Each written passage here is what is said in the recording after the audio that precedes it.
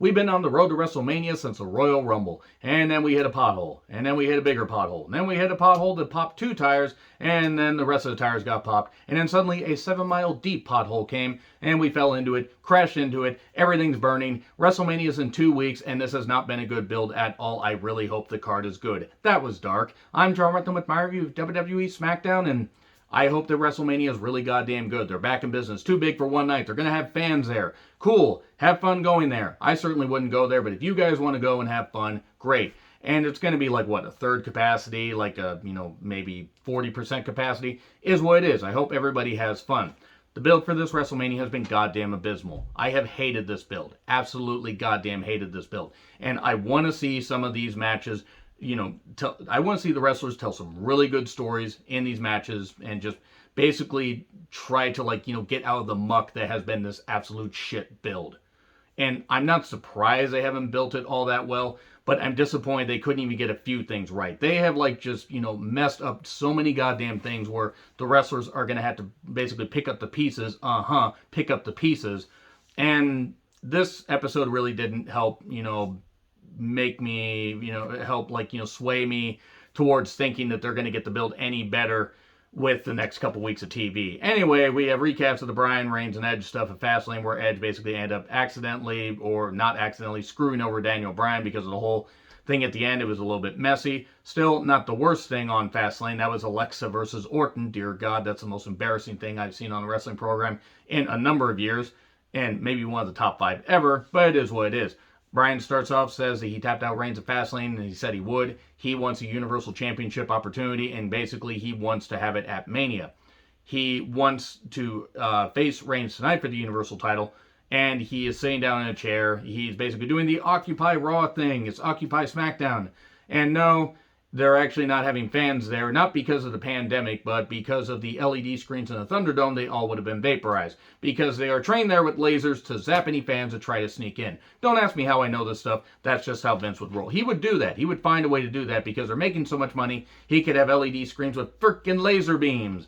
So anyway, Corey then says about Bryan sitting down, sometimes you have to cut your losses and move on. He said that to his ex-wife when he found Carmella. And he's probably going to say that to Carmella when he finds someone younger and hotter, I guess. I mean, you don't have to try to find somebody hotter than Carmella. Moving on. Pearce comes out and he can't grant a rematch. The referee's decision is final. They have fudged with that so many times, that is ridiculous. Bryan says, well, how about I face the winner of Reigns versus Edge on night 2? Well, that's unfair to make somebody do that. And Bryan says, but wait a second, I earned an opportunity at Elimination Chamber and had to face Reigns right afterwards. How is that any different? Nobody really looks like the babyface here. That's the funniest thing about it. Bryan seems like a dick because, yes, he has had opportunities taken away from him, but he still had opportunities. He had an opportunity in a Rumble and he didn't win it. Edge did, so Edge won the Rumble. Edge is perfectly justified in wanting to get his one-on-one shot. And basically, he says, well, you lost twice. You don't deserve this, you son of a bitch. And then they have a brick brawl and a spear and a chair to the back. And then Reigns wants Pearce. Says to Heyman, go get him. To Jay, says, go get him. Use force if you have to. And Jay says, well, what if he resists? What is he going to do? Fire us? That's fair. And then we get Rollins versus Nakamura. Remember when Nakamura felt special? Yeah. Been a while. Good times. Match was fine. Curb stomp for 3. A lot of matches really didn't mean anything. But here's Cesaro, and he takes off his cufflinks. Good, he unbuttoned his shirt. He unbuttoned the cuffs on his shirt. He's all ready to go and everything. He has a brief brawl, tries to swing him. And then Reigns to Pearce. You give me for 1 night, not 2. And Pearce says, you will have my decision by the end of the night. Man, Pearce just is not an intimidating authority figure. He does not command authority at all. And I like Adam Pearce. I got nothing against the guy, but it's just, this isn't working.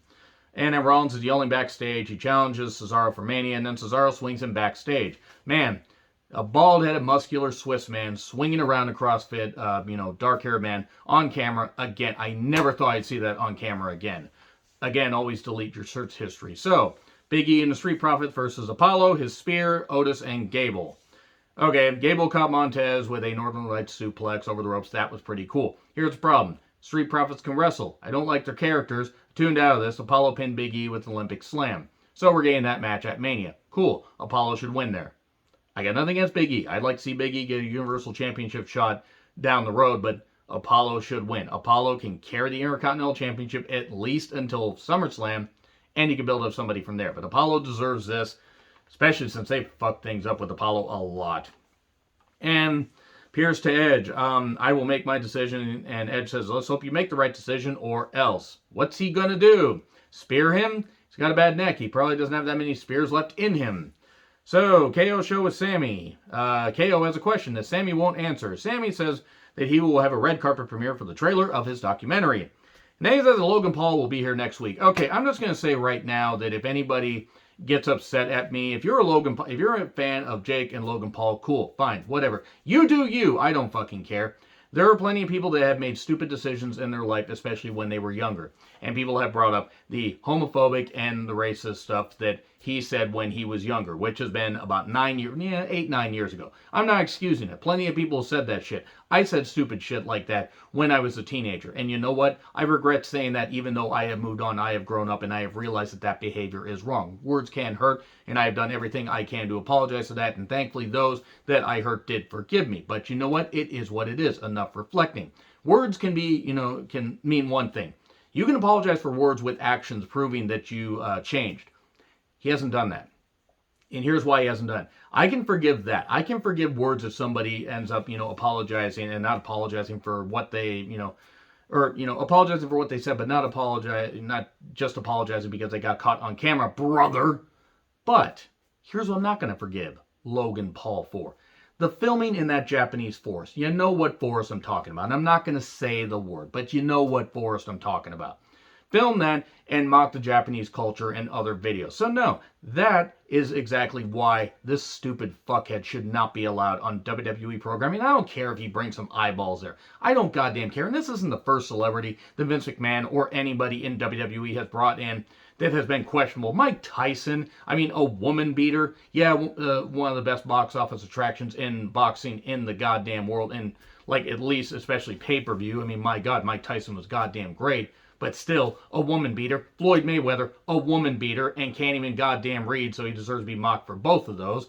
But let's just say, let's just say that Vince McMahon has only made those bad decisions. Oh no, he hasn't made just those. Remember, and not even with celebrities. Remember when he kept going back to the Fabulous Moolah despite all the shit that Moolah did, to various women? Yeah, that's pretty fucking bullshit. But also, let's go back to when he paid off that police chief and Jimmy Snuka got off of a murder charge because he murdered Nancy Argentino and he's burning in hell for it. But let's go back to Logan Paul. Fuck that guy. That guy deserves to be shamed, ridiculed, and verbally assaulted. Verbally assaulted. Because karma will get him one way or another. Same with his stupid goddamn, brother that's probably got a brain full of goddamn mush because that's all they ever had. Because they certainly never had anything that was anything close to a connecting brain stem. They just know how to make money from stupid goddamn people. And yeah, I'm going to say stupid goddamn people because anybody's going to pay them to do that shit. Anybody's going to pay to watch their content. I don't fucking get it. And I make stupid content, but here's the thing. I don't ask people to pay for this shit. I work and earn my goddamn money. Do they earn their goddamn money? No, they fucking don't. Undeserving, stupid goddamn pieces of shit that filmed in a Japanese forest and also did that goddamn thing over there. Also did that goddamn thing, making fun of the entire country, making fun of the culture when Japan is very leery at times of outsiders. And sometimes they're accepting. I've been told that by various people that have traveled there. If you treat people with respect, you will get respect in return. He never apologized for that. And people can say, oh, he did the thing, it was scripted. He didn't actually fucking mean, he was just upset he got caught. So no, he deserves to be shamed, ridiculed. WWE deserves to be shamed and ridiculed. This is the kind of stuff that makes me question why I'm goddamn watching this.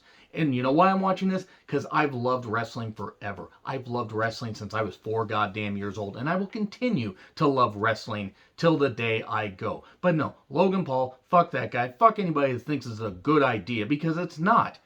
It's not a good idea. You can get other celebrities out there except, one that'll appeal to the kids. Yeah, well, kids are stupid. And I'm sorry, if you're a kid that supports Logan Paul, you're fucking stupid. Your parents should be ashamed that they, decided that they didn't raise you with a bit more of a brain. Though maybe because you like Logan Paul, maybe you're like the Paul's parents. Maybe you were related. I'm pretty certain they were related. That's the only way to excuse or, even justify how stupid they actually are. But anyway, yeah, Logan Paul next week. I really hope that KO pulls what he did to Machine Gun Kelly, and you know what I'm talking about. But maybe just lay it in a little bit. Maybe teach that little piece of shit a lesson. Maybe teach him a lesson that you shouldn't film a dead body somewhere. And I make a lot of goddamn jokes, and I will never apologize for any of my jokes, but here's the thing. I ain't going to go out and do that when I say something's too far, when other people that have my level of humor say something's too far. I ain't no white knight. I ain't ever going to claim to be, but Logan Paul's a goddamn piece of shit. And WWE deserves to be ridiculed for this. And the fact they're making Sami Zayn do this, Sami Zayn, who seems like a goddamn stand-up individual, guess what? Sami Zayn, they must be trying to make him quit. I swear they're trying to make him quit. Because nobody that, has any kind of working brain would think we need to take a good guy like Sami Zayn, make him a heel, and have him team up, or have him partnered with one of the worst celebrities that has existed in the mainstream in the last 10 years. I mean, seriously, these guys are goddamn pieces of shit. Both Paul brothers can go straight to fucking hell. Their parents can go to hell for giving birth to them. Anyway, moving on from that. Owens wants a match at Mania. Zayn agrees by force. I don't care about this match because I'm sorry, if you are going to, Owens can maybe make this work, but Zayn, they are just, dragging him down with a goddamn anchor. This is absolutely abysmal. Bryan to Pearce, all you have to do is make the right decision. I was a GM of Smackdown. I get it. Bianca cuts a promo on how she's just a little bit better than Sasha, and she will prove it at Mania. She faces Natty, and what was probably the best match of the night, just with a lot of distractions. Tamina was there. Sasha shows up in a cocktail dress, actually a very sparkly cocktail dress, that they really should have thought this through because of the camera angles they were going to make her do with Sharon Stone, if you know what I'm saying. And that's nothing against Sasha. That was just bad, that was just a bad idea all around. But you know what? Sasha kills it with her fashions. Got to give her credit for that. Then we get a distraction, we get a break, we get, the match was fine. Sasha joined commentary. And then we get KOD for 3, and then Sasha backstabs Bianca because Sasha's pretty much the heel in this whole thing, and I think is going to end up retaining at Mania. Edge then says to Roman, well, hey, you've got some stroke around here. Why don't you use it? He wanted him to stroke it properly and aggressively and violently until it went off in everybody's face. And sorry, I lost my train of thought. The announcers run down the Mania card, and then Ziggler with Rude took on Ray with Dominic. Ray got tossed over the barricade, landed with a thud. That actually sounded kind of bad. Dominic got involved. Ziggler turned face forever, hitting a super kick on Dominic. And am I supposed to care about this match? It wasn't that it was bad. I just didn't care. And, yeah. Why didn't the run-ins cause a DQ, by the way? Not that they hit the other guys, but it's like they're running in doing this. What is going on? And a splash, 1, 2, 3. And then Khali and Kane are in the Hall of Fame. I mean, if they're going to put the Bellas in the Hall of Fame, I guess Great Khali could go there. But at least I remember enough Great Khali matches. Not that any of them were good. I just remember him winning a world championship, which was somehow not as bad as the longest reigning Divas champion, in history. And I'm still sore about that because AJ Lee is the true longest reigning Divas champion. So, Pearce's decision. Basically, it's a triple threat. Pretends to be shocked, and then Edge goes nuts on everybody.